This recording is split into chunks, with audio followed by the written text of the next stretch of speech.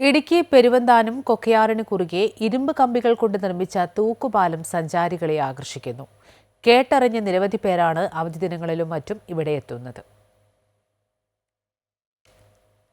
മുണ്ടക്കയം 35 മൈലിൽ നിന്ന് മേലോരത്തിന് പോകും വഴി സ്റ്റോർ പടിയിലാണ് ആരെയും ആകർഷിക്കുന്ന മനോഹരമായ ഈ തൂക്കുപാലം. വാഗമൺ മലനിരകളുടെ താഴ്ഭാഗത്തു കൂടി ഒഴുകുന്ന കൊക്കയാർ, അതിന് കുറുകെ ഇരുമ്പ് കമ്പികളിൽ തീർത്ത മനോഹരമായ തൂക്കുപാലം ആരെയും ആകർഷിക്കുന്നതാണ് ഇവിടുത്തെ കാഴ്ചകൾ. പരന്നൊഴുകുന്ന പുഴയിൽ ആഴം നന്നേ കുറവായതിനാൽ കൊച്ചുകുട്ടികൾക്ക് വരെ ഇവിടെ ഇറങ്ങി കുളിക്കാം. പ്രകൃതി മനോഹരമായ പ്രദേശത്തിനൊപ്പം പുഴയെ തഴുകിയെത്തുന്ന ഇളം കാറ്റുകൂടിയാകുന്നതോടെ ഇവിടം ആരെയും ആകർഷിക്കും. പതിറ്റാണ്ടുകൾക്ക് മുമ്പേ ഇവിടെ തൂക്കുപാലമുണ്ടായിരുന്നു.